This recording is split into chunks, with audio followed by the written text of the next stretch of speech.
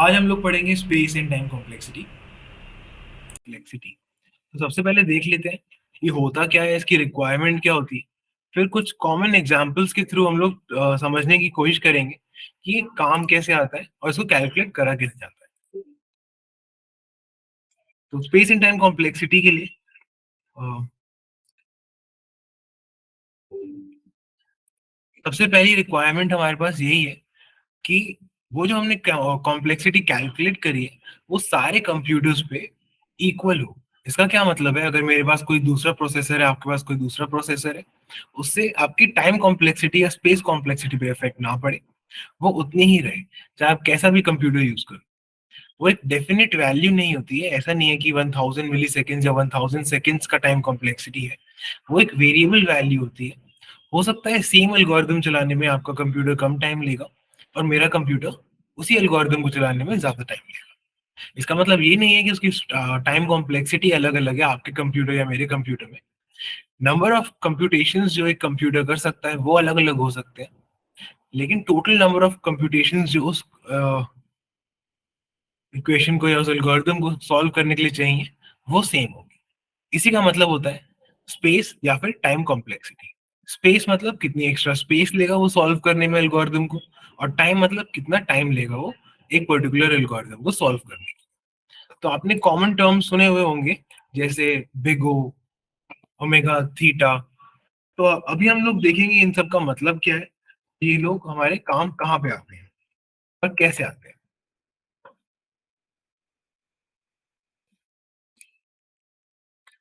Second चीज है, जो हमारी टाइम कॉम्प्लेक्सिटी है वो हमेशा हमारे इनपुट पे डिपेंडेंट होनी चाहिए, इनपुट साइज पे डिपेंडेंट होनी चाहिए, क्योंकि जितना बड़ा इनपुट आएगा उतनी ज्यादा टाइम कॉम्प्लेक्सिटी होगी। तो जो इनपुट साइज है उसको हम एक वेरिएबल ले लेते हैं, यूजुअली एन ले लेते हैं। ठीक है, और उस पे हम लोग डिपेंडेंट एक फॉर्मूला बनाते हैं कि टाइम कॉम्प्लेक्सिटी क्या है हमारे क्वेश्चन की या एल्गोरिदम की, या स्पेस कॉम्प्लेक्सिटी क्या है हमारे एल्गोरिदम की।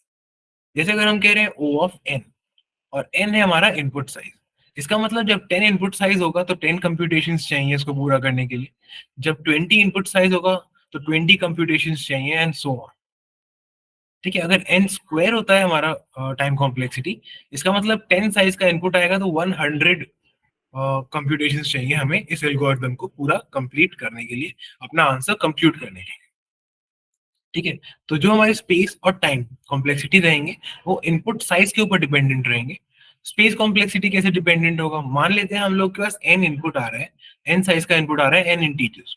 अगर हम एक एरे बनाते हैं 1D एरे एन साइज का, तो मतलब ओ ऑफ एन आपकी स्पेस कॉम्प्लेक्सिटी होगी। अगर आप एन बाय एन का 2D एरे बनाते हो तो एन स्क्वायर आपकी स्पेस कॉम्प्लेक्सिटी होगी। ठीक है, इस तरीके की और भी चीजें हम लोग देखेंगे आगे। तीसरी चीज जो बहुत इंपॉर्टेंट है, it should give a clear answer. Clear answer का क्या मतलब है, कोई एम्बिग्विटी नहीं होनी चाहिए। ऐसा नहीं है कि आपने सिमिलर मेथड फॉलो किया, लेकिन आप जब कंप्यूट कर रहे हो वो एन स्क्वायर आ रहा है, और जब मैं कंप्यूट कर रहा हूँ वो एन स्क्वायर की टाइम कॉम्प्लेक्सिटी दे रहा है। जो भी आपकी मैथमेटिकल कैलकुलेशन है, जो भी रूल्स हैं जिससे हम लोग कैलकुलेट कर रहे हैं टाइम या फिर स्पेस कॉम्प्लेक्सिटी, वो एकदम सॉलिड होने चाहिए, वो एकदम क्लियर होनी चाहिए। और उनसे जब हम कंप्यूट करें या कैलकुलेट करें तो आंसर आपका, मेरा या किसी भी और का थर्ड पर्सन का आंसर एग्जैक्टली सेम आना चाहिए। जब तक ये रूल्स हम लोग फॉलो कर रहे हैं तब तक हम लोग एक कंपैरिजन कर सकते हैं। मान लेते हैं आपने एक एल्गोरिदम बनाया और मैंने एक एल्गोरिदम बनाया, तो ये जो टाइम स्पेस कॉम्प्लेक्सिटी होती है ये क्यों होती है, हम आपस में कंपेयर कर सकें कि बेटर एल्गोरिदम किसका है, और फाइनली उसको यूज कर सकें हमारी कैलकुलेशंस करने के लिए, जिससे या तो हमारा स्पेस बच रहा होगा, या तो हमारा टाइम बच रहा होगा, या तो हमारा दोनों ही बच रहा होगा, स्पेस एंड टाइम। ठीक है, ऐसा एल्गोरिदम हम कभी भी यूज नहीं करेंगे जिसमें स्पेस भी ज्यादा लगे और टाइम भी ज्यादा लगे। तो ये कंपैरिजन करने के लिए जो चीजें जरूरी हैं वो यही है कि सबसे पहली बात है, वो किसी भी कंप्यूटर पे काम करे तो उसकी स्पेस टाइम कॉम्प्लेक्सिटी कांस्टेंट रहे, चेंज ना हो। जो इनपुट साइज है उस पर उससे रिलेटेड होना पड़ेगा हमारा स्पेस और टाइम कॉम्प्लेक्सिटी, और एक क्लियर आंसर हमारा निकल गया है जब हम सॉल्व करें कि स्पेस या टाइम कॉम्प्लेक्सिटी किसी एल्गोरिदम की क्या कैलकुलेट हुई है। उसके बाद ही हम लोग आपस में कंपेयर कर सकते हैं कि किसका एल्गोरिदम बेटर, मतलब बेटर है, किसका कम अच्छा है। ठीक है, अलग अलग जगह पे अलग अलग चीजें इंपॉर्टेंट कई जगह पे टाइम बहुत इंपॉर्टेंट होता है और कई जगह पे आप देखोगे स्पेस भी बहुत इंपॉर्टेंट होती है। तो कोई भी ऐसा एल्गोरिदम नहीं है, ऐसा नहीं है कि हमेशा हमें टाइम कॉम्प्लेक्सिटी कम करने की कोशिश करनी है या हमेशा हमें स्पेस कॉम्प्लेक्सिटी कम करने की कोशिश करनी है। वो हमारे सिचुएशन टू सिचुएशन चेंज हो सकता है। कभी हमें टाइम कॉम्प्लेक्सिटी कम करने की ज़रूरत पड़ सकती है, कभी स्पेस कम करने की पड़ सकती है। तो जब तक हम कंपैरेटिव कोडिंग की बात करें, तब तक टाइम कॉम्प्लेक्सिटी हमेशा ज़्यादा इम्पोर्टेंट होता है स्पेस कॉम्प्लेक्सिटी से। तो ज़्यादा फ़ोकस करेंगे कि आपका जो एल्गोरिदम है वो कम से कम टाइम ले। थोड़ा एक्स्ट्रा स्पेस ले भी लेता है तो आपका मेमोरी लिमिट एक्सीडेड या फिर एमएलई एरर नहीं आता है नॉर्मली। लेकिन अगर थोड़ा भी आप एक्स्ट्रा टाइम लेते हो तो टीएलई मतलब टाइम लिमिट एक्सीडेड एरर आपका काफ़ी कॉमनली आ जाता है। तो कंपैरेटिव कोडिंग की बात करें या प्लेसमेंट एग्ज़ाम्स की बात करें, टाइम कॉम्प्लेक्सिटी ज़्यादा इम्पोर्टेंट होता है हमेशा हमारे स्पेस कॉम्प्लेक्सिटी से। तो ट्राई करेंगे, ऑप्टिमल आपका टाइम कॉम्प्लेक्सिटी रखेंगे जब तक हो सके। ठीक है? तो जैसे हम लोग गूगल पे कुछ सर्च करते हैं, आप देखते हो कि बहुत ही जल्दी आपका रिज़ल्ट आपके सामने आ जाता है। तो गूगल ने इंटरनली ऐसे एल्गोरिदम डिज़ाइन किए हुए हैं, जिनका टाइम कॉम्प्लेक्सिटी बहुत ही कम है। बहुत ही कम टाइम में वो जो आपने सर्च किया है, उस कीवर्ड्स को यूज़ करके वो पूरे वर्ल्ड में से जितने वेब पेजेज़ हैं, उन सब में से आपको रेलेवेंट वेब पेजेज़ का ऑप्शंस दे देता है देखने के लिए। तो ये उनके एल्गोरिदम का ही कमाल है कि आप इतनी जल्दी वो रिज़ल्ट देख सकते हैं। ठीक है, ऐसा नहीं है कि वो ब्रूट फोर्स कर रहे हैं या सारे डॉक्यूमेंट जल्दी-जल्दी रीड कर रहे हैं, बहुत सारे कंप्यूटर्स लगा के, इसीलिए वो आपको रिज़ल्ट जल्दी दे रहे हैं। ऐसा नहीं है, उनको ये करने की ज़रूरत नहीं पड़ती। वो दूसरे एल्गोरिदम्स को इम्प्लीमेंट कर चुके हैं, जिनसे उनका काम कम हो जाता है और प्रोसेसर्स पे लोड कम पड़ता है और वो रिज़ल्ट जल्दी दे पाते हैं। अगर हमें कोई काम जल्दी करना है तो 2 ही तरीके हैं कंप्यूटर साइंस के अंदर, या तो हमारे पास प्रोसेसिंग पावर ज़्यादा हो, जिससे कि same number of computations come time में हो जाए, या हमारे पास एल्गोरिदम बेटर हो, जिससे कि नंबर ऑफ कंप्यूटेशंस ही कम हो जाए उस चीज़ को कैलकुलेट करने के लिए। ठीक है? तो जो बड़ी कंपनीज़ हैं जिन्होंने अच्छा काम किया है कंप्यूटर साइंस के अंदर, वो ज़्यादातर इसी चीज़ पे काम करती हैं कि उनके पास अच्छी से अच्छी एल्गोरिदम भी हो और ज़्यादा से ज़्यादा प्रोसेसिंग पावर भी उनके पास हो। एक बहुत ही इम्पोर्टेंट चीज़ होती है जिसको कहते हैं स्पेस टाइम ट्रेड ऑफ। अभी तक सबको समझ में आ गया? सबको 100% क्लियर है क्या चल रहा है? Yes, okay, very good Rajan. Yes, sir. Okay, very good Shubhranshu. Madhusudan good, Kartik very good, Harsh, Gaurav very good, Devansh good, ठीक है, अनुपम वेरी गुड, ठीक है। नेक्स्ट टॉपिक पे चलते हैं। नेक्स्ट टॉपिक हमारा है space time trade off. Space time trade off क्या होता है? देखो, काफी बार क्या होता है, हमारे पास एक ऑप्शन होती है। ऑप्शन क्या होती है? टाइम ज्यादा लगा के स्पेस बचा लो या स्पेस ज्यादा लगा के टाइम बचा लो। इसका मैं आपको एक एग्जांपल देता हूँ। ठीक है, अब जैसे हमारी एक बुक होती है, ठीक है, बुक के आगे यूजुअली इंडेक्स लगा हुआ होता है।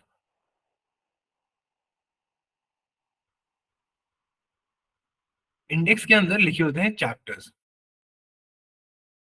और इंडेक्स यूजुअली 1 से 2 पेजेस का होता है। ठीक है, तो ये इंडेक्स क्यों होता है? इंडेक्स का क्या काम होता है? अगर हमें कोई चैप्टर ढूंढना है, मान लो चैप्टर 8 ढूंढना है, या तो हमारे पास पूरी बुक हो बिना इंडेक्स की और हम उसमें आगे पीछे करके चैप्टर 8 को ढूंढ लें, नहीं तो हम इस छोटे से इंडेक्स में चैप्टर 8 कौन से पेज पे है ये ढूंढ लें, फिर उस पेज पे चले जाए। ऐसे ही होता है? ऐसे ही होता है? Yes, no? यही 2 ऑप्शन है हमारे पास। ठीक है, तो हमने क्या किया, हमने थोड़ा सा स्पेस यूज किया, ये दो, 1 या 2 पेजेस यूज किए। ठीक है, एक्स्ट्रा स्पेस यूज किया जिससे हमारी टाइम कॉम्प्लेक्सिटी से हमारा टाइम कम हो सके किसी चैप्टर को ढूंढने के लिए। ठीक है, तो इस तरीके से हमने थोड़ा सा स्पेस यूज कर लिया टाइम कम करने के लिए। अब मान लेते हैं हमारा जो इंडेक्स है वो और बहुत ज्यादा डिटेल्ड है, चैप्टर के अंदर जो सब टॉपिक्स हैं उनके पेज नंबर्स भी गिवन है। अब ये 1 से 2 पेजेस की जगह हमारा हो जाएगा 3 से 4 पेजेस का, और ज्यादा हमारे नंबर ऑफ पेजेस यूज हो गए। लेकिन अब हमें किसी भी सब टॉपिक पे जाने के लिए सिर्फ इंडेक्स में उसको ढूंढना है। पहले क्या करना पड़ रहा था, पहले चैप्टर ढूंढ रहे थे, फिर चैप्टर तक हम पहुंच जाए थे इंडेक्स, उसके बाद चैप्टर के अंदर सब टॉपिक हमें खुद ढूंढना पड़ रहा था एक एक पेज करके। लेकिन अब जो हमारा नया इंडेक्स है इसके अंदर सब टॉपिक्स भी इंक्लूडेड है। तो हमने थोड़ा सा स्पेस और लगाया, लेकिन हमने टाइम को और कम कर लिया। इसको कहते हैं स्पेस टाइम ट्रेड ऑफ। मैं थोड़ा सा स्पेस एक्स्ट्रा लगा रहा हूँ टाइम कम करने के लिए, कभी कभी मैं थोड़ा सा टाइम एक्स्ट्रा लगा लेता हूँ स्पेस कम करने के लिए। ये डिपेंड करता है use case to use case. ठीक है, सबको क्लियर हो गया स्पेस टाइम ट्रेड ऑफ क्या होता है, उसको ट्रेड ऑफ क्यों कहते हैं?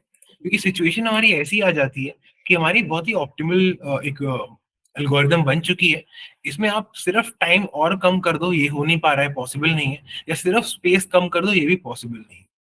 तो आप क्या करते हो, ट्रेड ऑफ करते हो कि ठीक है मैं थोड़ा स्पेस एक्स्ट्रा लगा लेता हूँ टाइम और कम करने के लिए, या मैं थोड़ा टाइम और लगा लेता हूँ स्पेस कॉम्प्लेक्सिटी कम करने के लिए। सबको क्लियर हो गया? Yes, very good. क्लियर है सबको? गुड, ठीक है।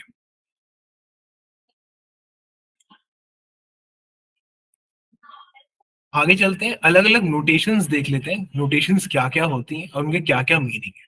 सबसे कॉमन नोटेशन जो आप देखोगे वो है बिगो नोटेशन। उसको एक बार देख लेते हैं, समझ लेते हैं कि बिगो नोटेशन हमारे कहाँ काम आती है, उसका मीनिंग क्या होता है। जब हम लिखते हैं big O of N time complexity है या स्पेस कॉम्प्लेक्सिटी है, उसका क्या मीनिंग? जो बिग ओ होता है हमारा,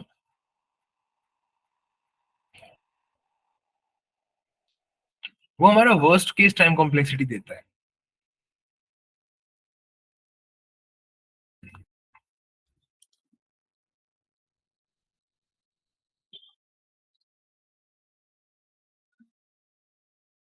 इसका क्या मतलब है कि कभी भी टाइम कॉम्प्लेक्सिटी इससे ज्यादा नहीं होगी। इसके ग्राफ के थ्रू हम लोग समझने की कोशिश करते हैं कि वर्स्ट केस टाइम कॉम्प्लेक्सिटी का मतलब क्या है। तो ये हमारा ग्राफ है।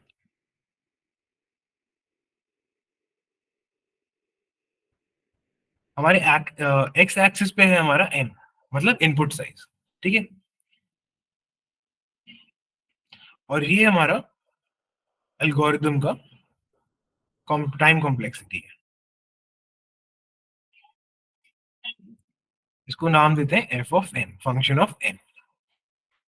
ठीक है, ये हमारी एल्गोरिदम की टाइम कॉम्प्लेक्सिटी है। अब बिगो नोटेशन क्या करता है, हमने एक नया फंक्शन बनाया सी इंटू जी ऑफ एन। एक पॉइंट यहाँ पे देखो, ये पॉइंट हमारे पास है, इसको नाम देते हैं एन नॉट। इस एन नॉट पॉइंट के बाद सी इंटू जी एन जो फंक्शन है वो हमेशा ग्रेटर देन एफ एन है, हमेशा उससे ज्यादा है। ठीक है, तो यही काम होता है हमारे बिगो नोटेशन का, एक ऐसा function G of N find out करना कि उसको किसी कांस्टेंट से मल्टीप्लाई करें जो कि सी है, तो कोई पॉइंट आ जाए एन नॉट, तो एन नॉट के आगे हमेशा सी into G N F N से बड़ा। ठीक है, इसको अगर लिखना हो तो ऐसे लिख सकते हैं।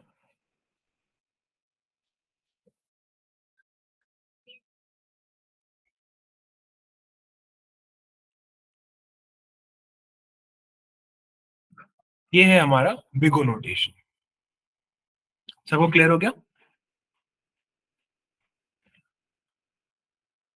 यस और नो? Very good Kartik. बाकी सबको?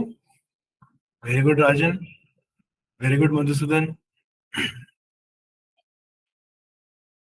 Very good Harsh, Anmol, Paras, Shubhranshu, Jay, very good,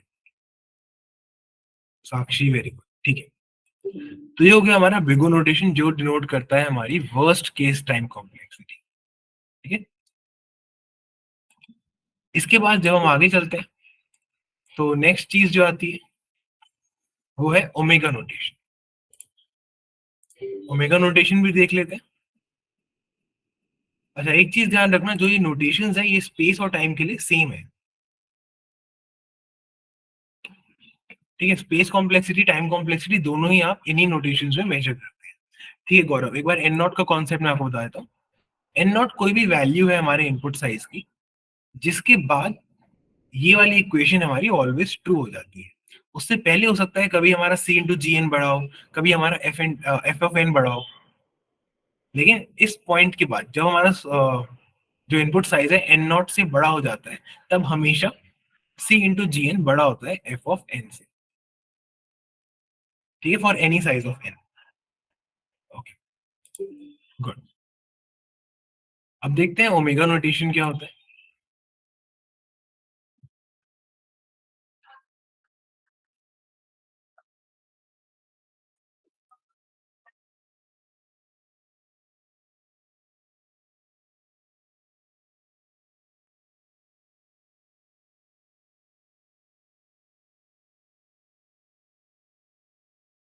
omega notation हमारा डिनोट करता है best case time complexity.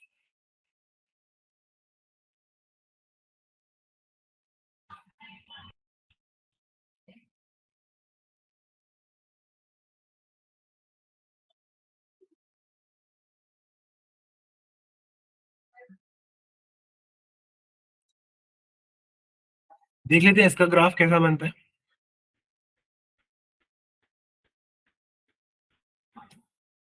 Best case time complexity का क्या मीनिंग हुआ? अगर हमारे पास ऐसा function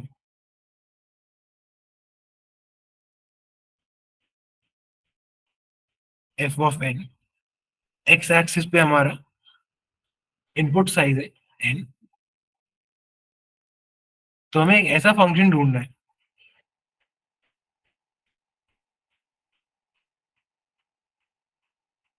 C into G of N. अगर हम एक पॉइंट ले लें एन नॉट, इस एन नॉट पॉइंट के बाद, इस एन नॉट पॉइंट के बाद सी इंटू जी एन की वैल्यू हमेशा कम होगी F into F of N से, तो इसको कहते हैं हमारा ओमेगा नोटेशन। इसको अगर फॉर्मली लिखना है तो when x is greater than n, c into g of n is always smaller than f of n।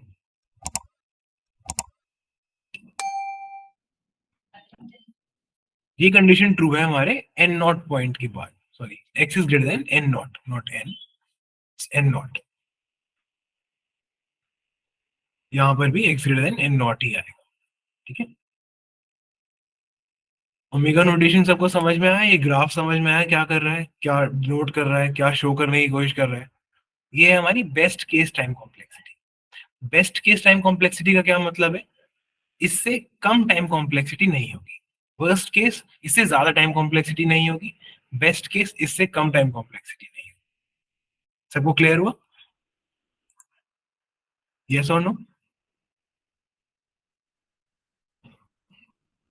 Okay, very good. Subranshu, Gaurav very good, Anmol very good, Anupam good, Harsh, Madhusudan very good.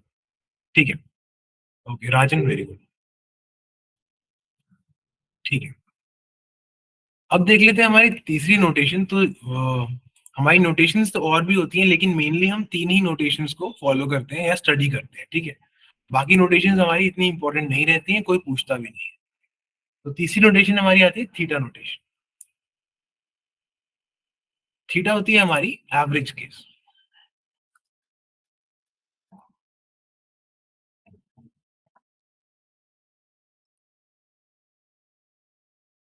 इसका symbol होता है theta.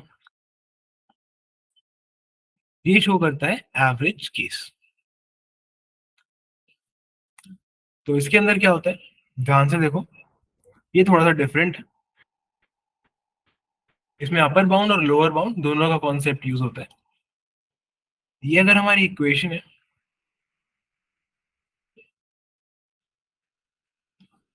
F of N, X axis पे हमारा N है input size,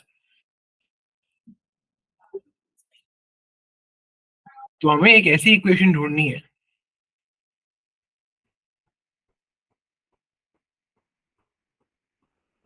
ये हो गया C one into G of N, और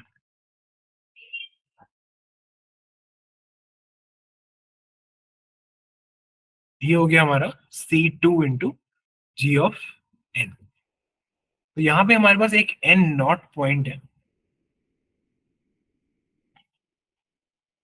इस एन नॉट पॉइंट के बाद अगर हम फॉर्मूले लिखें इसे, when X is greater than N not, C1 of Gn is always greater than f of n, and C2 of Gn is always less than f of n. ठीक है, ये दोनों कंडीशन हमारी ट्रू होंगी when x is greater than n not. तो ये हो गया हमारा एवरेज केस या फिर थीटा नोटेशन। क्लियर? सबको क्लियर है? Yes, very good.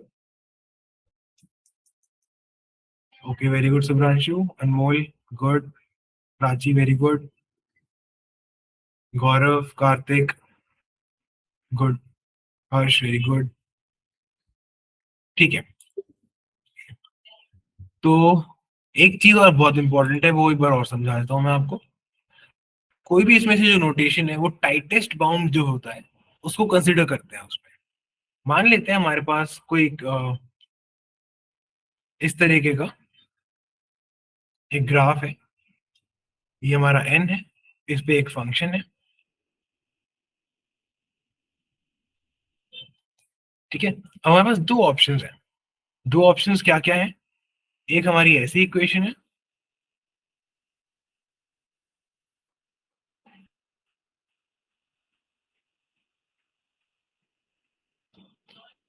ये है f ऑफ n, ये है c into G of n। और एक और हमारे पास इक्वेशन है,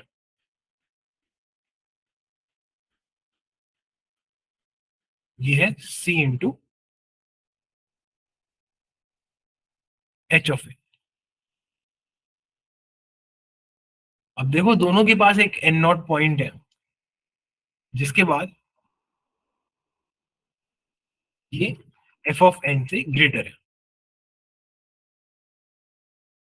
तो इस लॉजिक से बिग ओ नोटेशन के हिसाब से एच ऑफ एन भी वैलिड है और जी ऑफ एन भी वैलिड है, लेकिन दोनों वैलिड नहीं है। हम लोग किसी भी नोटेशन के अंदर टाइटेस्ट बाउंड कंसिडर करते हैं। ठीक है, टाइटेस्ट बाउंड मतलब जो नियरेस्ट हो। अगर बेगो की बात कर रहे हैं तो बड़ा हो और नियरेस्ट हो। अगर ओमेगा की बात करते हैं तो छोटा हो लेकिन नियरेस्ट हो। और अगर थीटा की बात करते हैं तो बड़ा भी हो, छोटा भी हो, लेकिन नियरेस्ट हो। तो इनमें से कौन सा हम लोग फंक्शन मानेंगे, जी एन या जी ऑफ एन या फिर H of N as big O notation? बताओ सब लोग। Green line G of N, ठीक है, वेरी गुड कार्तिक। बाकी सब लोग? Anupam very good. Okay, very good Shubhranshu, Harsh, Shivani good. ठीक है, गुड। तो यहाँ पे हम लोग टाइटेस्ट बाउंड मानते हैं, तो जी ऑफ एन हमारा बिगो नोटेशन में कंसिडर किया जाएगा, ना कि H of N. All right. और उसके बाद लिटिल ओ नोटेशन और लिटिल ओमेगा नोटेशन भी होते हैं, लेकिन वो यूज नहीं आएंगे। उनको आप एक बार ब्लॉग से रीड कर लेना, गो थ्रू जरूर कर लेना। उसके अलावा उनकी कोई जरूरत नहीं पड़ेगी, कभी भी आपको कैलकुलेट करने के लिए या उनका ग्राफ वगैरह बनाने के लिए नहीं पूछा जाता है। ठीक है, बस एक बार रीड कर लेना, इससे आपको नॉलेज रहे कि वो होते क्या है। अब कुछ एग्जाम्पल्स के थ्रू हम लोग ट्राई करते हैं देखने का कि ये जो बिगो नोटेशन है ये कैलकुलेट कैसे करी जाती है। तो 99% ऑफ टाइम आपको बिगो नोटेशन से ही डील करना होता है, क्योंकि वर्स्ट केस टाइम कॉम्प्लेक्सिटी ही इंपॉर्टेंट होती है। अगर हम लोग कोई एल्गोरिदम बना रहे हैं, उसमें इनपुट तो हमें पता नहीं कैसा आएगा, कैसा भी इनपुट आ सकता है। तो वर्स्ट केस में वो कितना टाइम लेगा, यही हमारे पास जो मेट्रिक होता है ये सबसे इंपॉर्टेंट होता है, कि वो जो वर्स्ट केस है क्या हमारे प्रोसेसर पे वो भी चल पाएगा या नहीं चल पाएगा। ठीक है, इसलिए हम लोग बिग ओ नोटेशन को सबसे ज्यादा वैल्यू देते हैं और उसी में हम लोग सारी कैलकुलेशन करते हैं और उसी से पता लगाते हैं कि एल्गोरिदम कौन सा वाला बेटर है। तो कुछ बेसिक एग्जांपल्स के साथ शुरू करते हैं।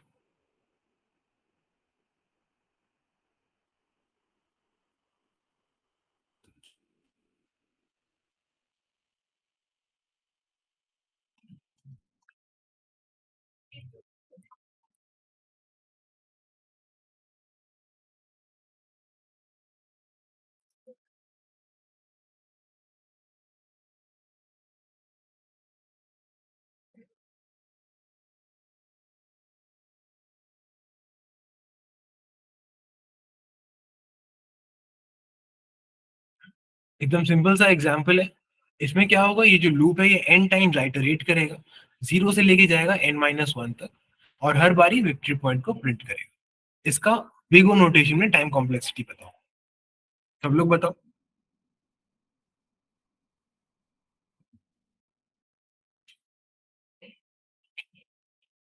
ओके, अनुपम गुड, सौम्या, शुभ्रांशु, कार्तिक गुड, राजन गुड, वेरी गुड। तो ये एन टाइम्स रन करेगा, मधुसूदन गुड, ठीक है, लीनियरली रन कर रहा है, 0 से लेके n-1 तक, तो इसकी लीनियर टाइम कॉम्प्लेक्सिटी हो गई,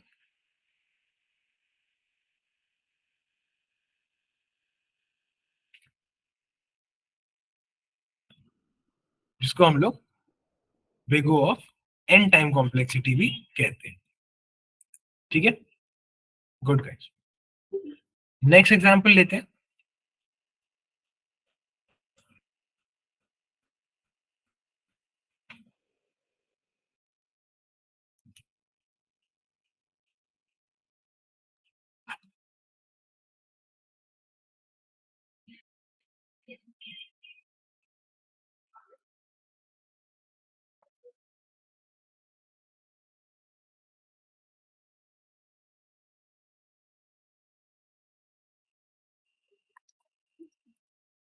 प्रिंट कर देते हैं हेलो, और आई की वैल्यू को आगे बढ़ा देते हैं, इंक्रीमेंट कर देते हैं। ठीक है, अब सेकंड एग्जांपल का बिग O नोटेशन में टाइम कॉम्प्लेक्सिटी बताओ सब लोग।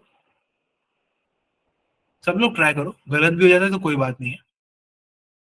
ओके, मधुसूदन कह रहा है कि लॉग एन होगा, शुभ्रांशु कह रहा है 2n होगा, गौरव, सौम्या O ऑफ n होगा।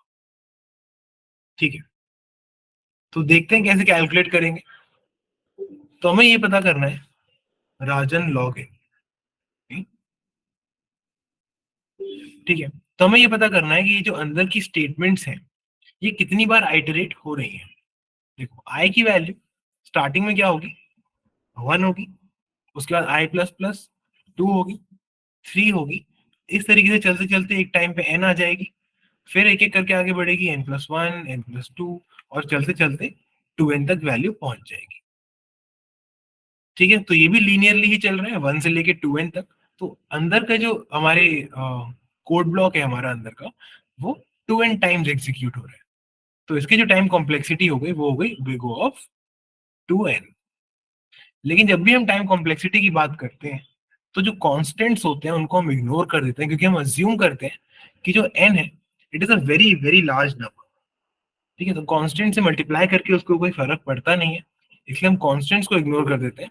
इसलिए this is equal to big O of n only. तो ये वाला भी जो हमारा लूप है it is also linear time complexity. जिसको भी लग रहा था लॉग एन या फिर कुछ भी और अदर देन एन, उनके डाउट्स क्लियर हो गए, और ये समझ में आ गया आप सब लोग को कि कांस्टेंट्स को हम लोग इग्नोर कर देते हैं, 2n is also equal to O of n only. ठीक है, अनुपम गुड, राजन गुड, सब लोग को क्लियर हो गया, Harsh, Anupam, Shubhranshu clear, Kartik very good.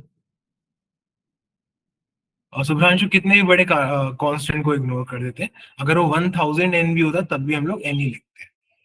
ये सारे कांस्टेंट्स को इग्नोर कर लेते हैं क्योंकि हम लोग मानते हैं n टेंड्स टू इंफिनिटी। हाँ, n/2 को भी इग्नोर कर देते हैं, इसको भी O ऑफ n ही कहते हैं, n/4 को भी O ऑफ n ही कहते हैं, कोई भी कांस्टेंट लगा उसको इग्नोर कर देते हैं। ठीक है, ओके।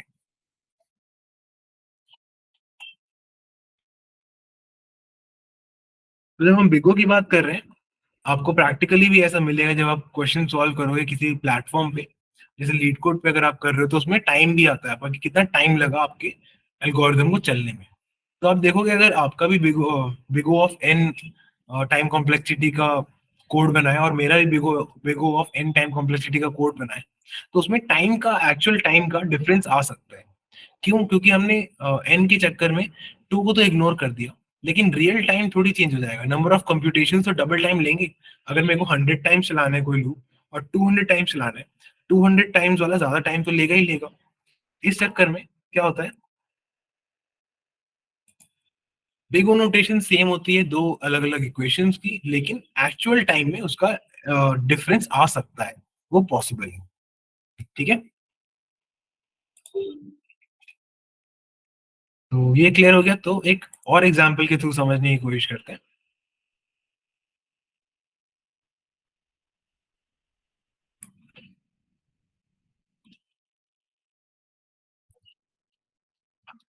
देखो,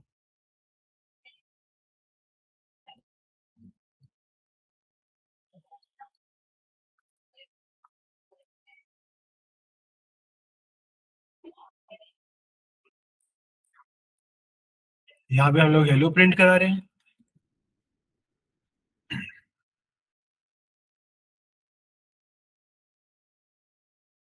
एक नीचे वाइल लूप भी है हमारे पास।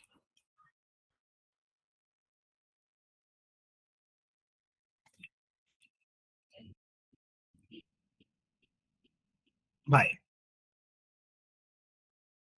अब इस पूरे कोड की टाइम कॉम्प्लेक्सिटी बताओ सब लोग। दो लूप्स है हमारे पास। ओके, अनुपम कह रहा है O of N, Madhusudan O of N, okay, Rajan O of N, Shubhranshu infinite, Dikshant O of one, Saumya O of N. ठीक है, तो इसकी टाइम कॉम्प्लेक्सिटी देख लेते हैं। सबसे पहले फर्स्ट लूप की देख लेते हैं, ठीक है। अगर हम इस लूप की देखें तो आई जीरो से लेके जाता है एन तक, लीनियर। तो इसकी तो हो गई ओ ऑफ एन, करेक्ट है। अब ये जो दूसरा लूप है, ये इसके बाहर है, पहले लूप के अंदर तो नहीं है, पहले लूप के बाहर है, तो यहाँ पे होगा एडिशन। ठीक है, अगर दूसरा लूप पहले लूप के बाहर होता है तो एडिशन होता है। अब इसका देख लेते हैं क्या टाइम कॉम्प्लेक्सिटी आएगा। अब x की वैल्यू 0 है और x की वैल्यू कहीं पे भी इंक्रीमेंट नहीं हो रही है, राइट, कहीं पे भी इंक्रीमेंट नहीं हो रही है। x प्लस प्लस तो कहीं लिखा नहीं है, या x इंटू टू या कुछ भी इस तरीके का लिखा नहीं है। तो ये एक इनफाइनाइट लूप है, ये एक इनफाइनाइट लूप है, तो इसकी टाइम कॉम्प्लेक्सिटी हो गई इनफाइनाइट। ठीक है, तो थोड़ा ध्यान से देखेंगे जब कोड लिख रहा हूं मैं। अब इसमें थोड़ा सा चेंज करके देखते हैं थोड़ा सा।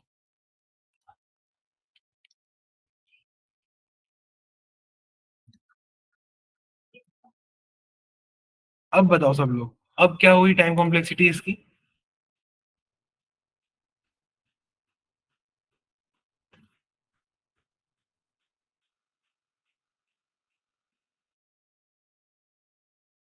सब लोग बताओ सर अब।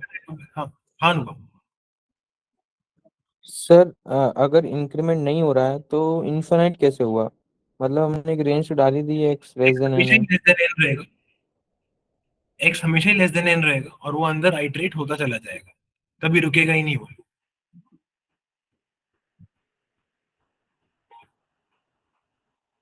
ठीक है, ठीक है सर। अनुभव बोलिए। Good, ठीक है, ओके। तो ये जो हमारा दूसरा लूप है, इसके अंदर हमारी जो एक्स की वैल्यू है वो भी लीनियरली जा रही है, जीरो से स्टार्ट होगी एन तक जाएगी। तो ये भी हमारा ओ ऑफ एन हो जाएगा, पुराने वाला तो ओ ऑफ एन था ही, तो दोनों का ऐड करके बन जाएगा ओ ऑफ टू एन, जिसका अगेन मतलब होता है ओ ऑफ एन। तो एग्जाम्पल थ्री की टोटल टाइम कॉम्प्लेक्सिटी भी हमारी ओ ऑफ एन ही रहेगी। क्लियर हो गया सबको?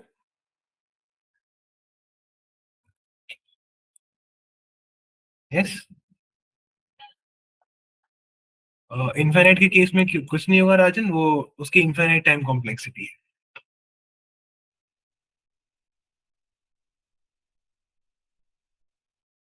ऑल राइट, तो नेक्स्ट देखते हैं।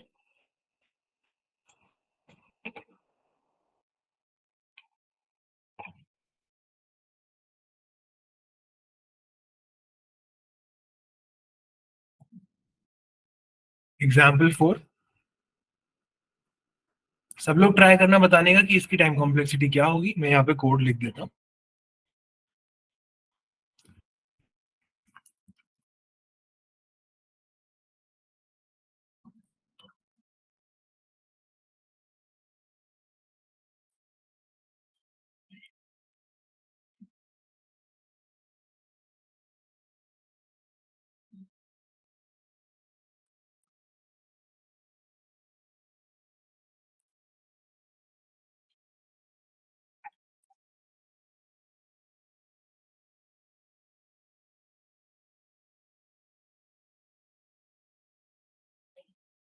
ट्राई करो सब लोग ये बताने की कि इसकी टाइम कॉम्प्लेक्सिटी क्या होगी। Anupam infinity, okay. Subhranshu log in, all right.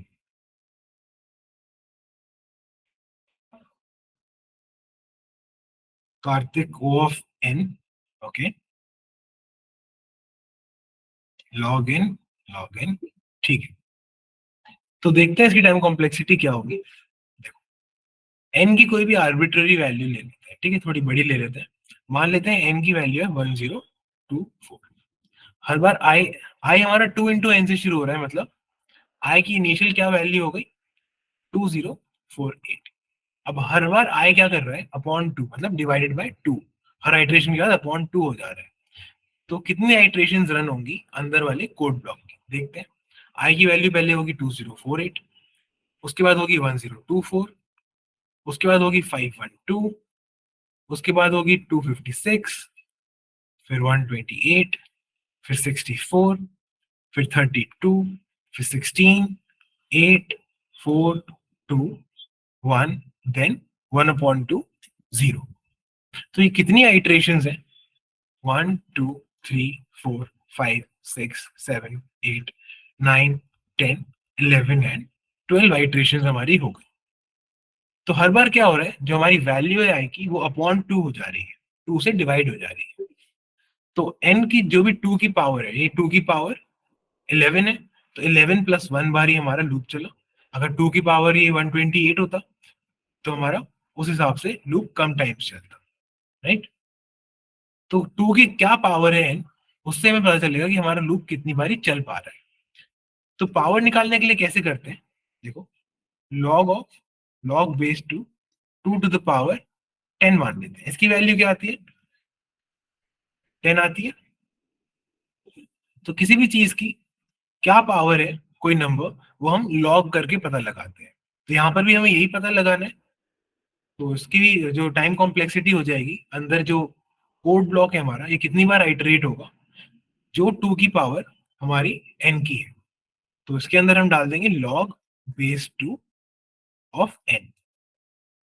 अब i जो है हमारा 2n से शुरू हो रहा है, तो इसको इंटू 2 भी अगर हम कर लेते हैं तो भी हमने जैसे देखा था कि जब हम बिगो नोटेशन लिखते हैं तो कॉन्स्टेंट्स हमारे इग्नोर हो जाते हैं। तो big O of 2 into log n, log base 2n is equal to big O of log base 2n। ठीक है, ध्यान रखेंगे लॉग के साथ बेस हमेशा लिखेंगे। अगर स्पेशली आपसे टाइम कॉम्प्लेक्सिटी पूछी जा रही है तो लॉग के साथ हमेशा आप लोग बेस लिखोगे। क्लियर हो गया?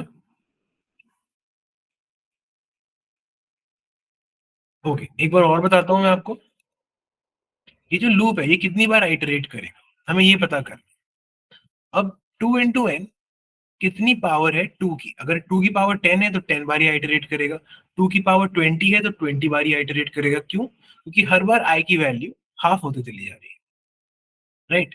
इसलिए हमें ये पता करना है कि जो n है 2n है, वो 2 की क्या पावर है, मतलब 2 की कितनी पावर लगाएंगे कि वो n तक पहुंच जाए। तो वो कैसे पता करते हैं, वो करते हैं हम लॉग फंक्शन से पता। जैसे यहाँ पे देखो आप इस इक्वेशन में, अगर हमारे पास वैल्यू है 2 टू द पावर 10, अगर लॉग बेस 2 वाला हम उस पर फंक्शन लगा दें तो हमारा 10 निकल जाएगा। एग्जैक्टली यही हमें करना है n के साथ, कि वो 2 की कितनी पावर है ये पता करना है। तो हम लॉग का फंक्शन लगा के पता कर सकते हैं, उतनी ही बार ये अंदर का कोड जो है हमारा आइटरेट करेगा। इसलिए इसकी जो टाइम कॉम्प्लेक्सिटी होगी वो हो गई O of log base 2n। और बेस बहुत ज्यादा इंपॉर्टेंट है इसमें। n log n और log n में डिफरेंस होगा, करेक्ट मधुसूदन? होगा डिफरेंस। n हमारा कांस्टेंट नहीं है तो उसको इग्नोर नहीं कर सकते। 2 log n और log n में डिफरेंस नहीं होगा, बिग O नोटेशन में दोनों ही log n पे मैप हो जाएंगे। गौरव आपको समझ में आया?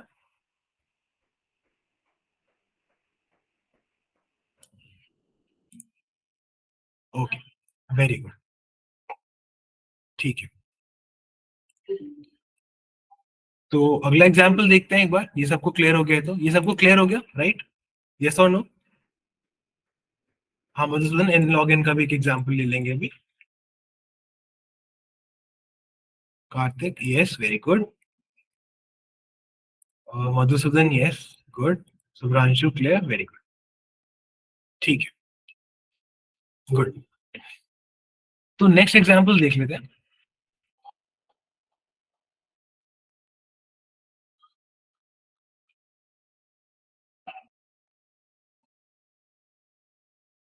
ठीक है, तो अगला एग्जांपल है हमारा, एक फॉर लूप चल रहा है. आई की वैल्यू 0 से स्टार्ट हो रही है, एन तक जा रही है.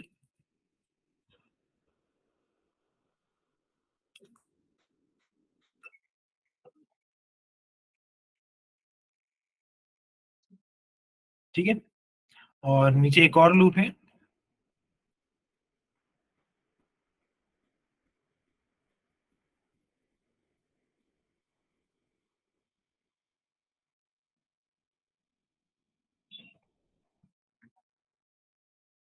इसके अंदर हम लोग प्रिंट कर देते हैं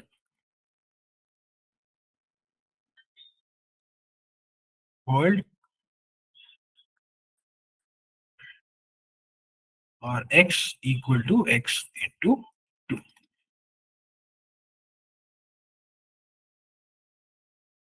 ठीक है, अब सब लोग बताओ इसकी टाइम कॉम्प्लेक्सिटी क्या होगी. सोच के बताना ध्यान से.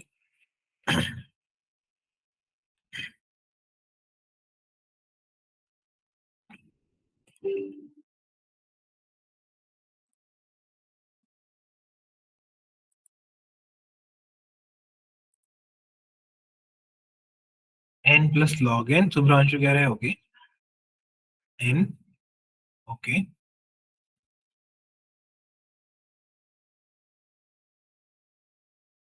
बाकी सब लोग भी बताओ.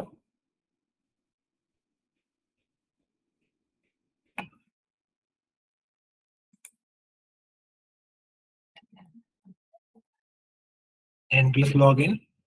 ठीक है, तो देखते हैं इसकी टाइम कॉम्प्लेक्सिटी क्या होगी. सबसे पहले नोट करने वाली चीज ये है कि जो लूप्स हैं वो एक के बाद एक है, एक के अंदर एक नहीं है. पहला लूप, दूसरा लूप, तो इनकी टाइम कॉम्प्लेक्सिटीज आपस में ऐड होंगी, मल्टीप्लाई नहीं होंगी. ठीक है, अब पहले की टाइम कॉम्प्लेक्सिटी देख लेते हैं. इस कोड को हम पहले भी देख चुके हैं. वे O of N time complexity का कोड है ये दूसरा कोड है. ये हमारा अभी डिवाइड कर रहे थे, अब मल्टीप्लाई करके एन तक जा रहे हैं, तो सेम बात पड़ जाएगी. इसका भी टाइम कॉम्प्लेक्सिटी हमारा वे गो ऑफ लॉग एन ही होगा. ठीक है, इतना सबको क्लियर है? इसमें कोई confusion?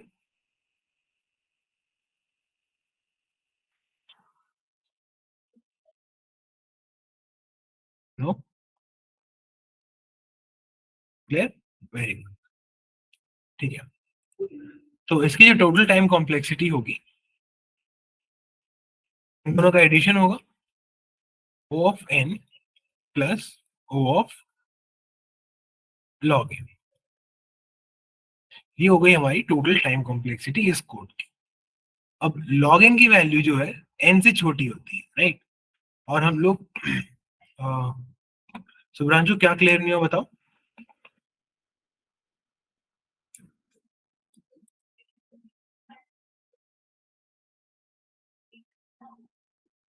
Okay, no doubt, okay, alright.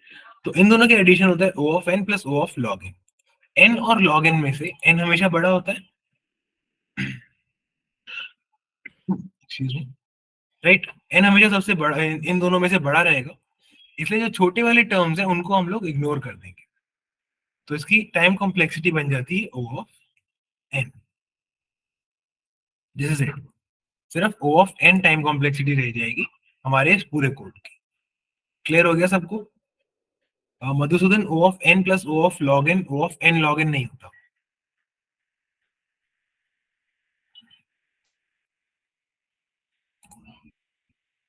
Clear हो गया? Yes, very good, good. ठीक है, तो अब एक नेक्स्ट एग्जांपल देखते हैं, अलग तरह का थोड़ा सा.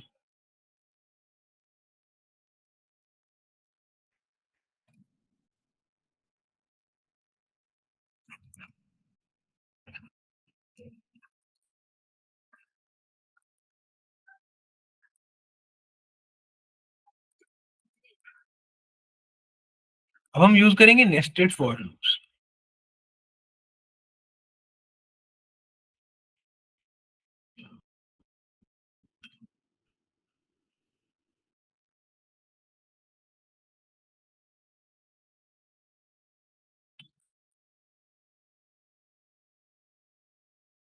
यहाँ पे प्रिंट करते हैं विक्ट्री पॉइंट,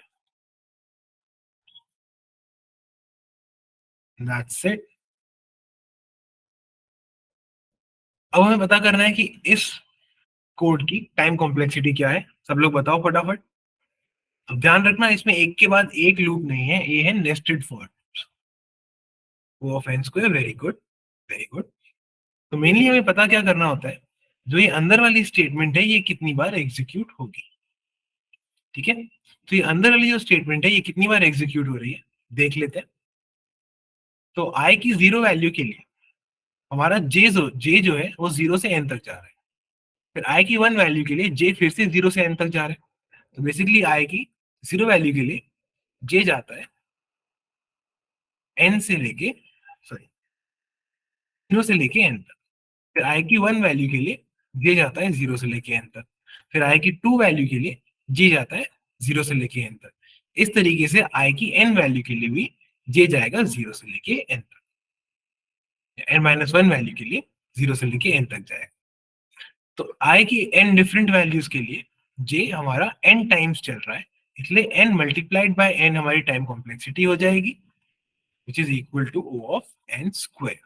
तो याद रखना, नेस्टेड लूप्स के टाइम पे जो टाइम कॉम्प्लेक्सिटी होती है वो हमारी, अगर वो दोनों इंडिपेंडेंट हो तो मल्टीप्लाई हो जाती है आपस में सिंपली। इंडिपेंडेंट का क्या मतलब है, जो ये फॉर लूप है अंदर वाला, जो इनर फॉर लूप है, ये वाला जो फॉर लूप है ये आई पे डिपेंड नहीं करता क्लोज होने के लिए, ये सिर्फ और सिर्फ जे पे करता है। तो ये दोनों फॉर लूप्स इंडिपेंडेंट है, इसका जो लूप वेरिएबल है वो अलग है, इसका अलग है, इसलिए इनकी आपस में टाइम कॉम्प्लेक्सिटी सिंपली मल्टीप्लाई होके आ जाएगी, ओ ऑफ एन स्क्वायर हो जाएगी। ये सबको क्लियर है? सबको क्लियर हुआ ये? Yes, very good, very good, ठीक है। तो नेक्स्ट एग्जांपल देखते हैं।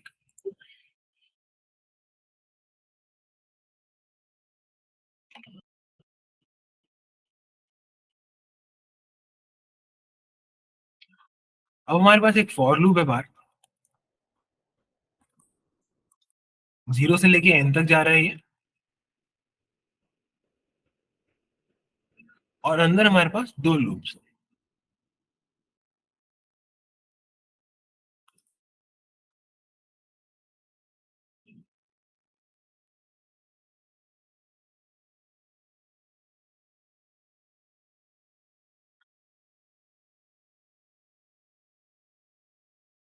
ये इन वाइल लूप,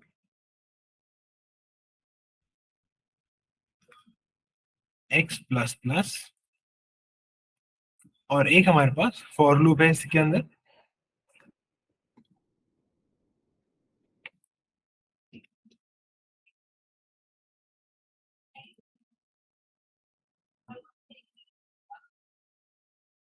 और यहाँ पे प्रिंट हो रहा है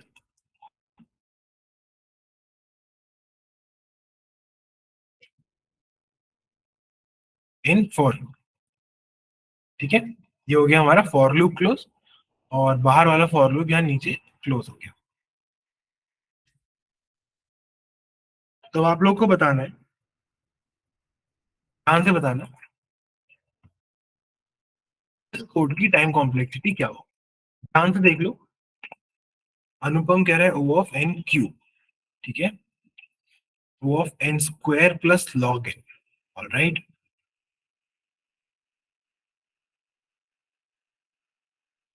नेस्टिंग ठीक ठीक से समझ लो, जो बाहर का फॉर लूप है उसके अंदर दो लूप्स है, एक वाइल लूप है और एक फॉर लूप है, ठीक है, N into N plus log N. Okay Shubhranshu, Kartik N square, Harsh N square plus N log N, alright, ठीक है। तो देखते हैं अब इस टाइप के लूप की या इस टाइप के कोड की हम लोग कैसे टाइम कॉम्प्लेक्सिटी कैलकुलेट करेंगे। हमें ये पता है नेस्टेड हो और इंडिपेंडेंट हो तो मल्टीप्लाई होता है, अगर एक के बाद एक हो तो ऐड होता है। तो अगर हम सिर्फ अंदर कंसिडर करें, अभी अंदर का पार्ट कंसिडर करें, तो ये दोनों नेस्टेड तो नहीं है, एक के बाद एक है, तो इनकी टाइम कॉम्प्लेक्सिटीज आपस में ऐड होगी। तो ये जो वाइल लूप है ये तो O ऑफ n है, ऐसा एग्जाम्पल हमने देखा है। और ये फॉर लूप है, ये है O ऑफ log n। इस तरह का एग्जाम्पल भी हमने देख लिया है। ठीक है, ये दोनों होंगे आपस में add, O of n plus log n।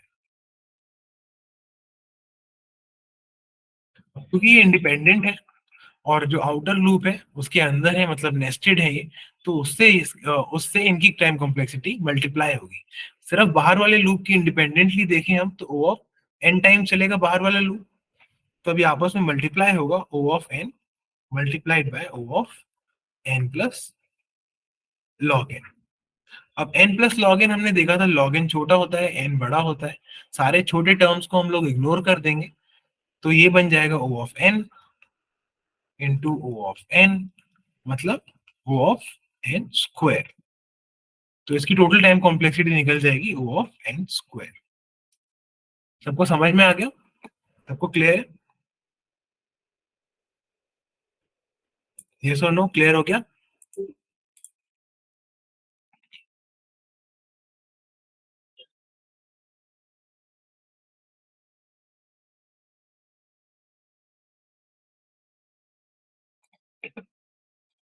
Yes, very good Shubhranshu, Kaustubh, Rajan, very good.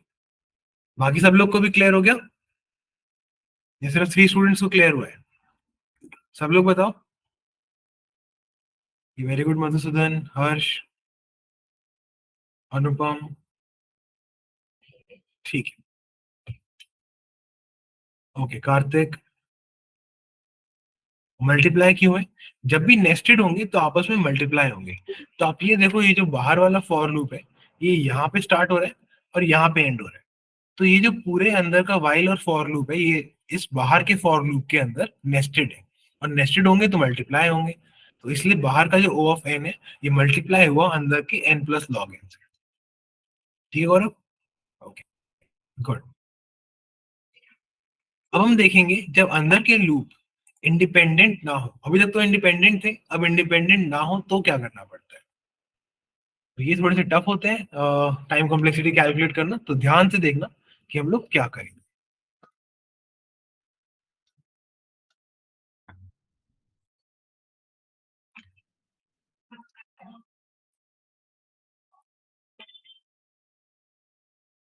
एक हमारा फॉर लूप चल रहा है 0 से लेके n तक, और अंदर जो हमारा फॉर लूप है अब ये इंडिपेंडेंट नहीं है, अब ये डिपेंडेंट फॉर लूप बनाएंगे हम।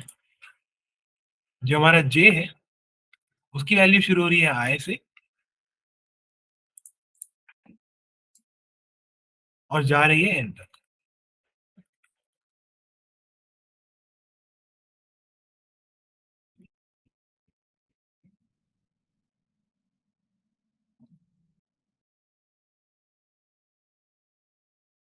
ये हमारा कोड।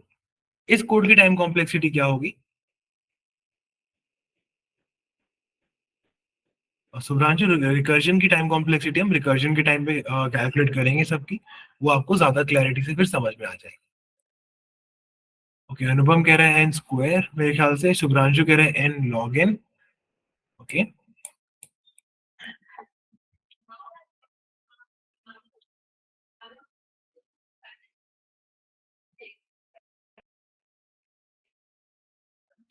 और कोई?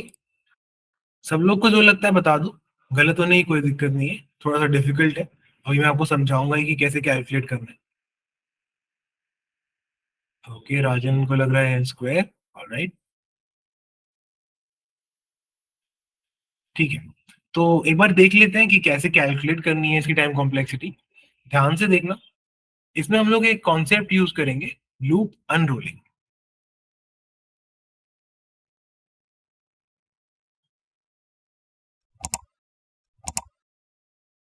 अब लूप अनरोलिंग में क्या करते हैं, हम लोग हर एक वैल्यू के लिए इक्वेशन बना लेते हैं पूरी, मतलब हर एक वैल्यू को एक्चुअली में चला के देखते हैं कि आई जब 0 है तब जे की कौन सी वैल्यूज चलेंगी, आई जब 1 है तब जे की कौन सी वैल्यूज चलेंगी, एंड सो ऑन।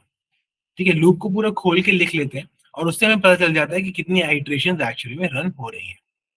अब हमें पता क्या करना है, हमारा क्वेश्चन क्या है सिंपली कि ये जो कोड ब्लॉक है ये कितनी बार एग्जीक्यूट हो रहा है, उतनी ही हमारी टाइम कॉम्प्लेक्सिटी होगी। सब लोग को ये चीज समझ में आती है, जो ये प्रिंट वाली स्टेटमेंट है ये जितनी बार ये एग्जीक्यूट हो रही है, एन टाइम्स हो रही है तो एन टाइम कॉम्प्लेक्सिटी होगी, एन स्क्वायर बार हो रही है तो एन स्क्वायर टाइम कॉम्प्लेक्सिटी होगी। सिर्फ ये पता करके कि ये जो प्रिंट वाली स्टेटमेंट है कितनी बार एग्जीक्यूट होती है, हमें पता लग सकता है टाइम कॉम्प्लेक्सिटी क्या है। ये चीज सबको क्लियर है? यस और नो?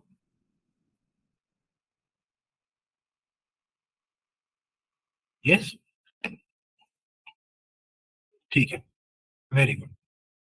तो अब हम लूप अनरोल कर लेते हैं, ध्यान से देखना कि करते कैसे हैं। और ये चीज ध्यान रखना, ये तभी करना पड़ता है जब हमारे जो लूप्स हैं वो डिपेंडेंट हो।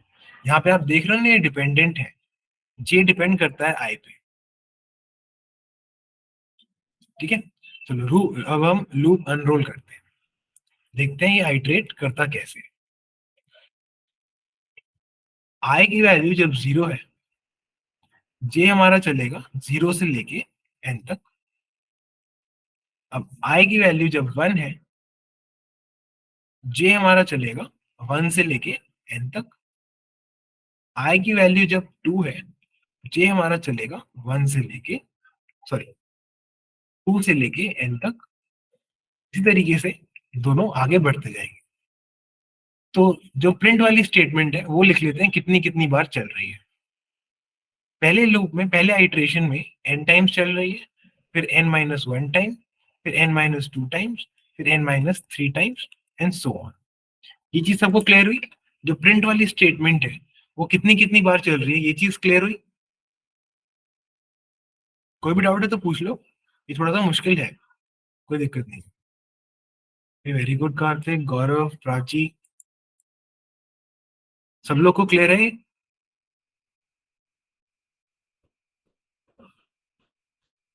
सुब्रांशु क्लियर, वेरी गुड, ठीक है। तो हमें यही पता करना था ये प्रिंट वाली स्टेटमेंट्स कितनी कितनी बार चल रही है। अब इन सबको आपस में ऐड कर देंगे, पहले n बार ही चली, फिर n-1, फिर n-2, फिर n-3, जब तक ये 0 टाइम्स नहीं पहुंची। अब इन सबको आपस में ऐड कर दो, n plus n-1 plus n-2 plus 0 तक। तो ये क्या बन गए आपके, ध्यान से देखो, ये आपका क्या पैटर्न n बन गया। This is factorial, the first n natural. n factorial. हाँ अनुभव?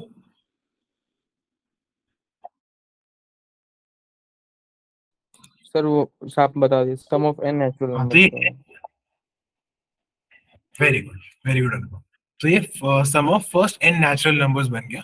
इसका हमारे पास एक फॉर्मूला भी होता है, n n+1 बाय 2। ठीक है, ये सबको याद था? कार्तिक, n n-1/2 नहीं होता, n n+1/2 होता है फर्स्ट एन नेचुरल नंबर्स का। ठीक है, तो अब इसको ओपन करते हैं। टाइम कॉम्प्लेक्सिटी तो हमारी ये हो गई, ओ ऑफ n n+1/2। इसको ओपन कर लेते हैं, ओ ऑफ n² 2 प्लस n/2। अब सिर्फ सबसे बड़ा जो इसमें से फैक्टर है वो रखेंगे और छोटे वाले को हटाते जाएंगे। So this becomes O of n²/2। अब कॉन्स्टेंट्स को हटा देते हैं, ओ ऑफ n²। तो इन लूप्स की टाइम कॉम्प्लेक्सिटी हो गई है ओ ऑफ n²। ठीक है, क्लियर हो गया? ऐसे क्वेश्चन अब सॉल्व कर पाएंगे?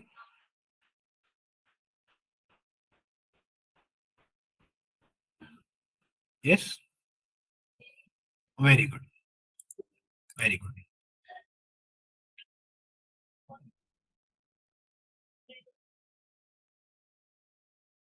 ठीक है।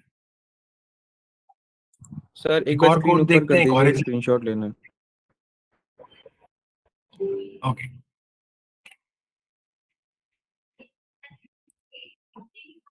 ठीक है सर, हो गया।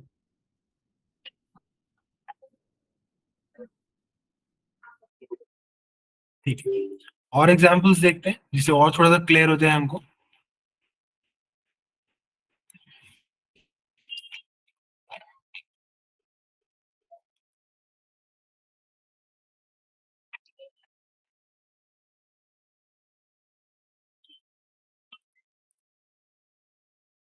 आई हमारा 1 से स्टार्ट हो रहा है,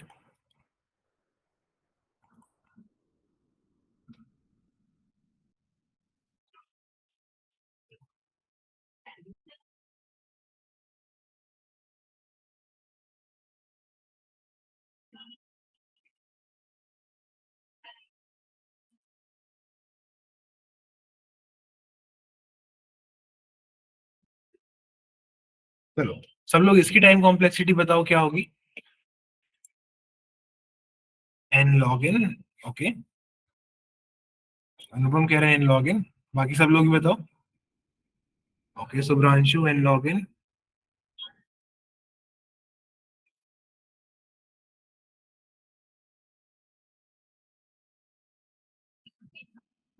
ऑलराइट,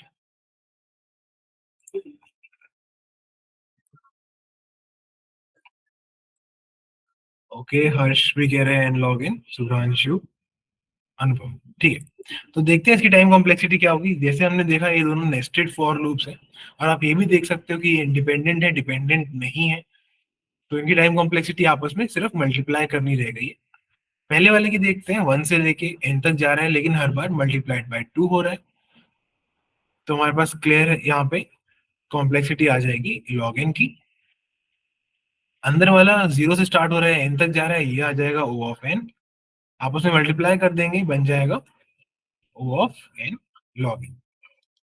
वेरी गुड एवरीवन, सबने सही बताया, O of n log n बन जाएगा ये। Very good Kartik. और एक एग्जांपल देखते हैं समझने के लिए।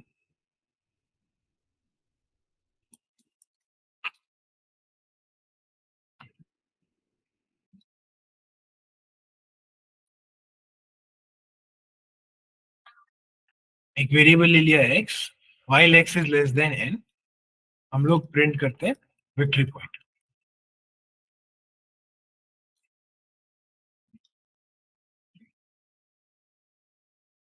और x हमेशा ग्रो कर रहा है x इंटू 2।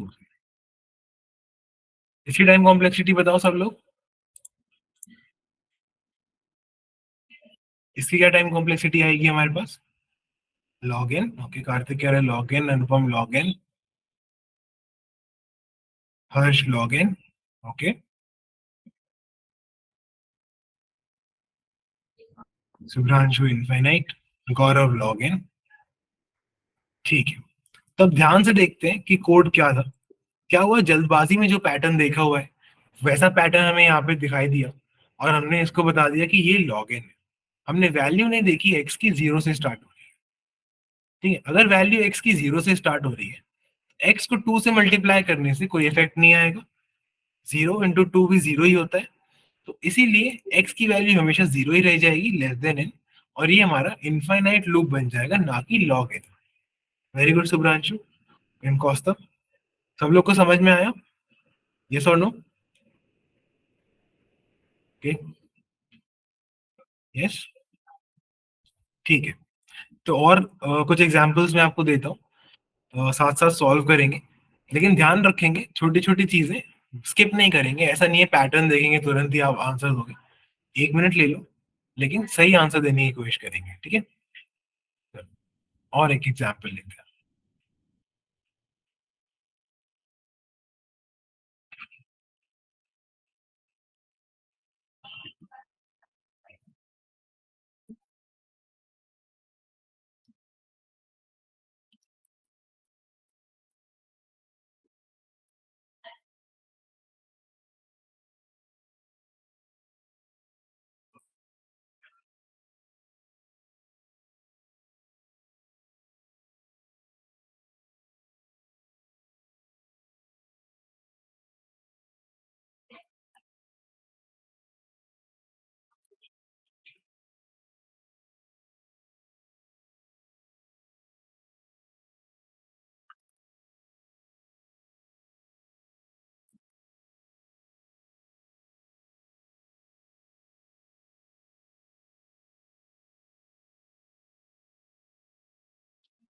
इसकी टाइम कॉम्प्लेक्सिटी बताओ सब लोग क्या होगी, ध्यान से बताना, ले लो 30 सेकेंड्स ले लो, लेकिन सही बताना। ओके, अनुपम कह रहे हैं n log n,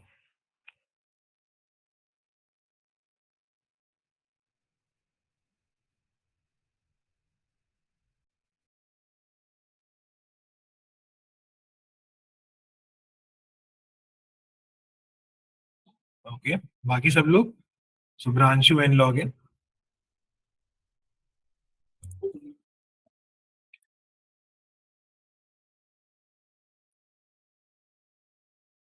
Kartik N log N, okay,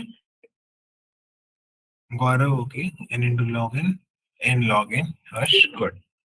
ठीक है, तो देख लेते हैं इसकी टाइम कॉम्प्लेक्सिटी क्या होगी। अंदर और बाहर का लूप इंडिपेंडेंट है, तो लूप अनरोलिंग करने की जरूरत नहीं है, सिंपल तरीके से निकल जाएगा। बाहर का लूप 1 से लेके लॉग एन तक जा रहा है, 1 से लेके लॉग एन तक जा रहा है, प्लस प्लस होके, तो इसकी हो गई ओ लॉग बेस टू एन। अंदर वाला लूप 1 से लेके n तक जा रहा है, इसकी टाइम कॉम्प्लेक्सिटी हो गई O ऑफ n, क्योंकि ये नेस्टेड लूप्स है, इनकी मल्टीप्लाई हो जाएगी आपस में, तो n log base two n, ये हो जाएगी हमारी फाइनल टाइम कॉम्प्लेक्सिटी। क्लियर हो गया?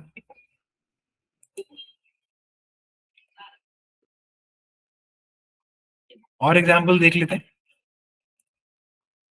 तो इस तरीके से ही आपके एमसीक्यूज के अंदर इसी तरीके के एग्जाम्पल्स आते हैं और ऑप्शंस मिलती है आपको कि क्या करेक्ट टाइम कॉम्प्लेक्सिटी है, और आपको बतानी होती है कि क्या करेक्ट टाइम कॉम्प्लेक्सिटी, वो आपको टिक करना होता है। तो ध्यान से करना, जल्दबाजी में नहीं करना।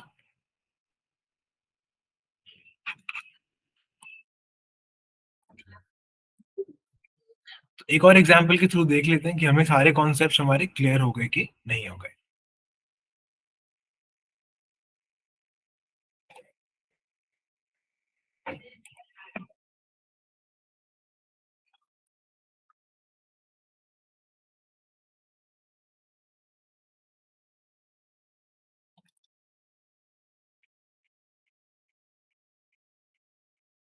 और जो अंदर का हमारा लूप है उसमें जे है, लेकिन ये एक डिपेंडेंट लूप है।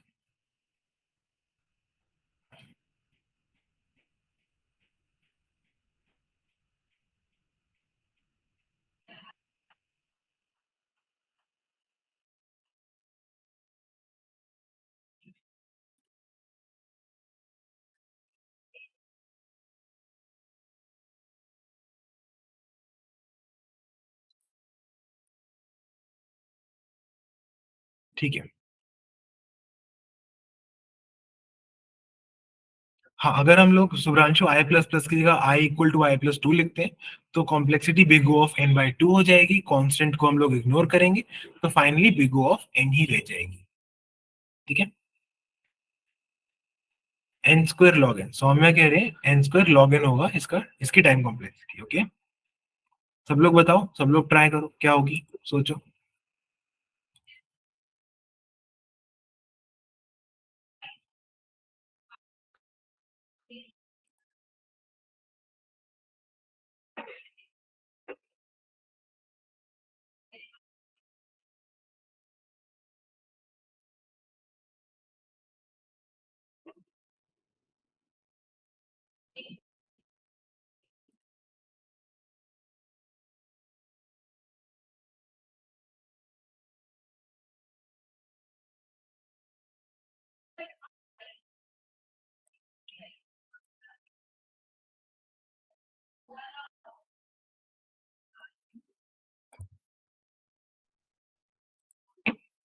Log N into log N, Shubhranshu कह रहा है, Anupam N log N, Shubhranshu log N square के, आई लॉग एन। अनुपम सिर्फ इनपुट के फॉर्म में हमारा टाइम कॉम्प्लेक्सिटी हो सकती है, तो आई और जे तो उसमें नहीं आएंगे। आपने करेक्ट करके एन लॉग एन भेजा है, ओके। ठीक है, तो देख लेते हैं इसकी टाइम कॉम्प्लेक्सिटी क्या होगी। ठीक है, कार्तिक कह रहे हैं एन लॉग एन। चलो देखते हैं कि इसकी टाइम कॉम्प्लेक्सिटी क्या होगी।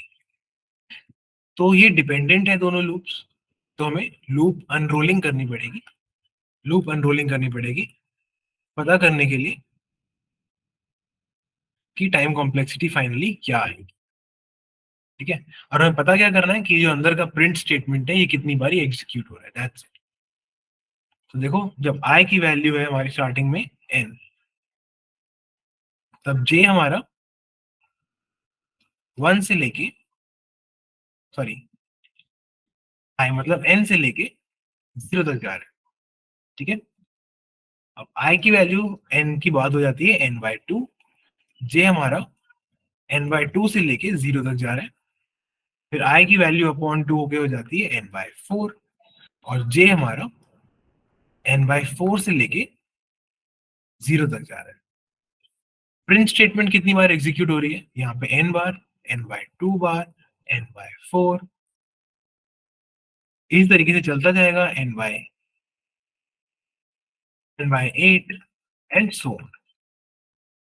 पैटर्न सबको समझ में आ गया? ये वैल्यू सबको समझ में आई है कि पहले n बार चलेगा, फिर n/2, फिर n/4, फिर n/8। इतना सबको क्लियर हो गया? यस और नो? इतना बता दो कि क्लियर हो गया कि नहीं हो गया।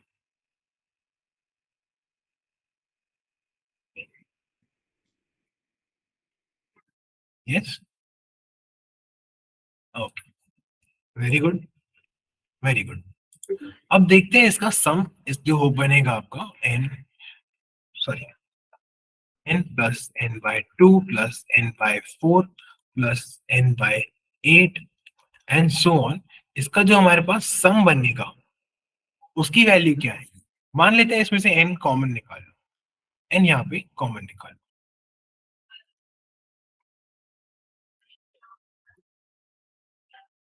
ठीक है, अब ये जो बची हुई सीक्वेंस है, इसका जो अप्रोक्सीमेशन होता है that is equal to log of n, log n। ठीक है, ये जो हमारे पास सीक्वेंस बची हुई है दैट इज हार्मोनिक सीरीज, इसका समेशन बनता है आपका log n। तो हमारी टाइम कॉम्प्लेक्सिटी होगी n multiplied by log n।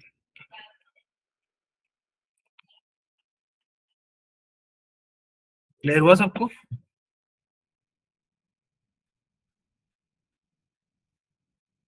Yes, very good. बाकी सब लोग को क्लियर हुआ? ओके, ठीक है,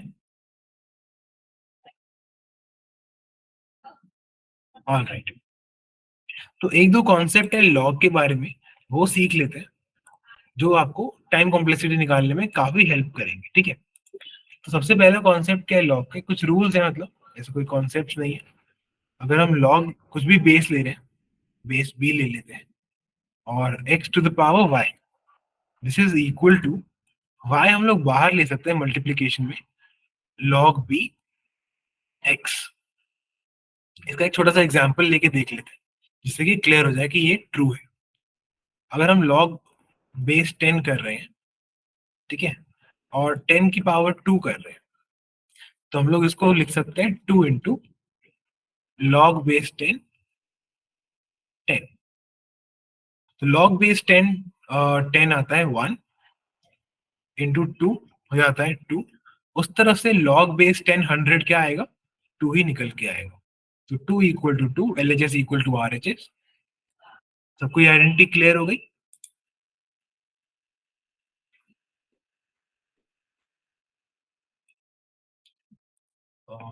b इक्वल टू x होने की कोई जरूरत नहीं है। इसमें गौरव b इक्वल टू x होने की जरूरत नहीं। ठीक है, एक उसका भी एग्जाम्पल देख लेते हैं। जब वो इक्वल नहीं है, तो लॉग बेस ले लेते हैं, यहाँ पे 2 और यहाँ पे 4 की power 2। So this is equal to, बाहर लेके आएंगे 2, log base to 4। So this is equal to 2 multiplied by 2, that is equal to 4।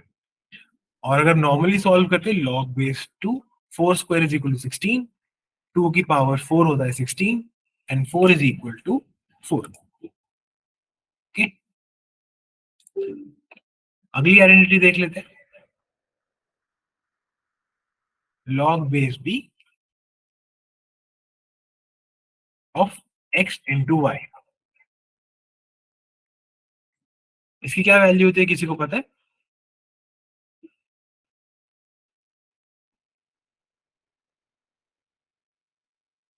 कोई आइडिया? कोई भी x idea? plus y, log x plus log y। X log x plus log y। Very good. ठीक है, ये हो गया हमारा log x, base वही रहता है, plus log base p y। ठीक है, बस यही दो आइडेंटिटीज हैं जो आपके काम आएंगी, और जब आप टाइम कॉम्प्लेक्सिटीज कैलकुलेट कर रहे होगे। और हमेशा ध्यान रखना लूप अनरोलिंग आपका काफी बार करना पड़ेगा जो भी डिफिकल्ट क्वेश्चंस डालेंगी कंपनीज। मान लो जो भी 10 LPA प्लस की कंपनी में आप बैठोगे, ऑफ कैंपस बैठोगे, ऑन कैंपस बैठोगे, वहां पे अगर MCQ आता है टेक्निकल और टाइम कॉम्प्लेक्सिटी पूछी जाती है तो आधे से ज्यादा क्वेश्चन लूप एंड रोलिंग के ऊपर ही होगी, क्योंकि अदरवाइज तो आप इजिली 1 सेकंड में 2 सेकंड में निकाल ही लेते हो आंसर। तो बहुत ध्यान से करना, छोटी छोटी चीजें चेंज कर देते हैं जिससे कि आपका आंसर बिल्कुल चेंज हो जाता है। जैसे कि मैंने x को 1 की जगह 0 कर दिया तो वो आपका इनफाइनाइट टाइम कॉम्प्लेक्सिटी हो गया।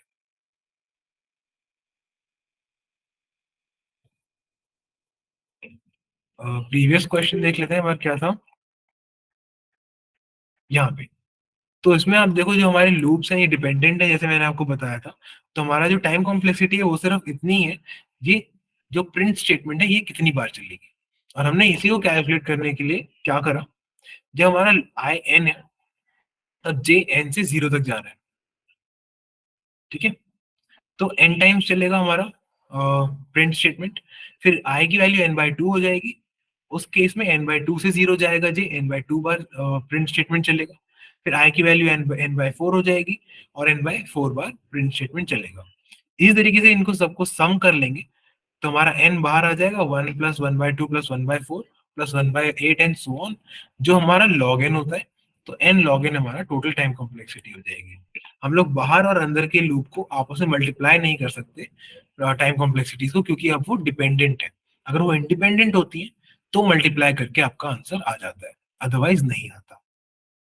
जहां तक अब देख लेते हैं कि काफी क्वेश्चंस हो गए टाइम कॉम्प्लेक्सिटी के। अब देखते हैं स्पेस कॉम्प्लेक्सिटी कैसे कैलकुलेट करनी।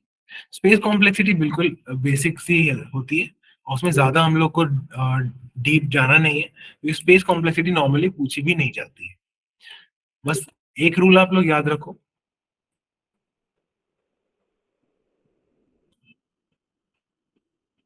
अगर आप एक 1D एरे बना रहे हो ऑफ साइज n तो आपकी स्पेस कॉम्प्लेक्सिटी है O ऑफ n। अगर आप 2D एरे बना रहे हो of size n, space complexity आपकी जाएगी O ऑफ, मतलब of size n/n, space complexity आपकी जाएगी O ऑफ n स्क्वायर। अगर आप कोई भी और डेटा स्ट्रक्चर में डील कर रहे हो तो number of nodes equal to space complexity. इसका क्या मतलब है, अगर हम एक ट्री बना रहे हैं मान लेते हैं, ठीक है, एक बाइनरी ट्री बना रहे हैं।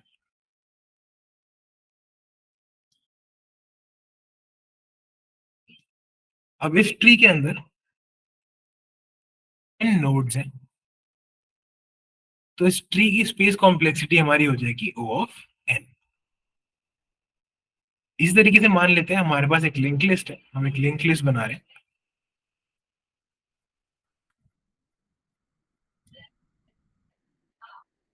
और इस लिंक लिस्ट के अंदर भी हमारे पास n नोड्स हैं।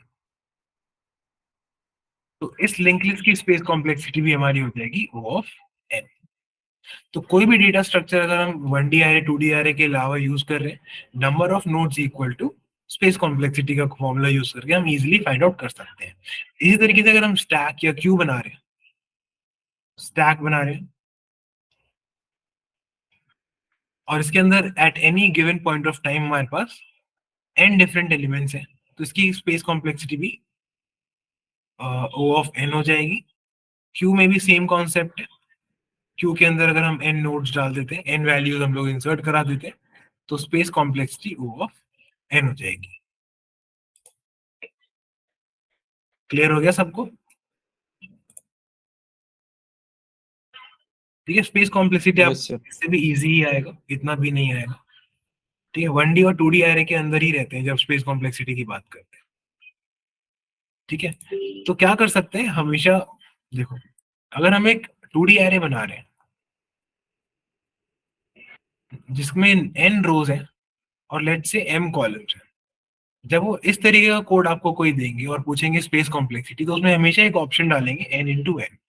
तो n इंटू n गलत आंसर हो जाएगा आपका। यहाँ पे आपका आंसर आना चाहिए n इंटू m।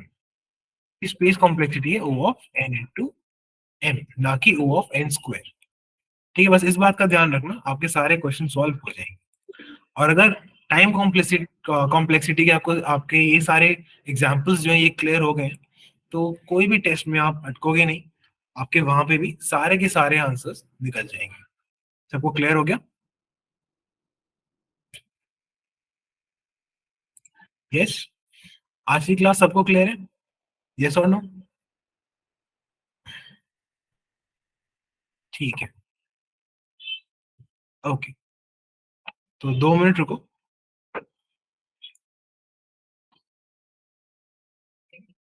ऑलमोस्ट पारस, क्या क्लियर नहीं है, पूछो।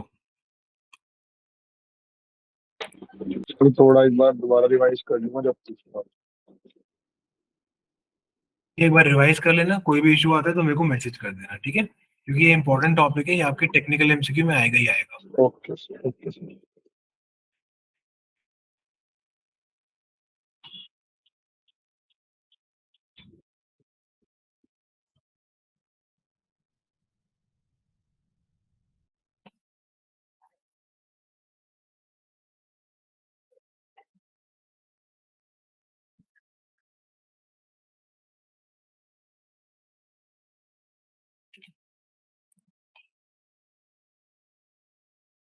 ठीक है, मैंने एक लॉन्च पोल लॉन्च किया है, उसमें वोट कर दो, लेकिन क्लास ड्रॉप मत करना अभी, ठीक है?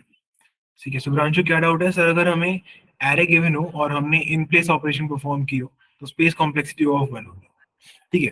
जो भी आपको पैरामीटर्स पास होते हैं ऑलरेडी फंक्शन के अंदर, उनकी स्पेस कॉम्प्लेक्सिटी हम लोग नहीं काउंट करते। तो अगर एरे आपको ऑलरेडी गिवन है और उसी के अंदर आपने चेंजेस कर दिए हैं, तो ओ ऑफ 1 आपकी स्पेस कॉम्प्लेक्सिटी होती है, ठीक है?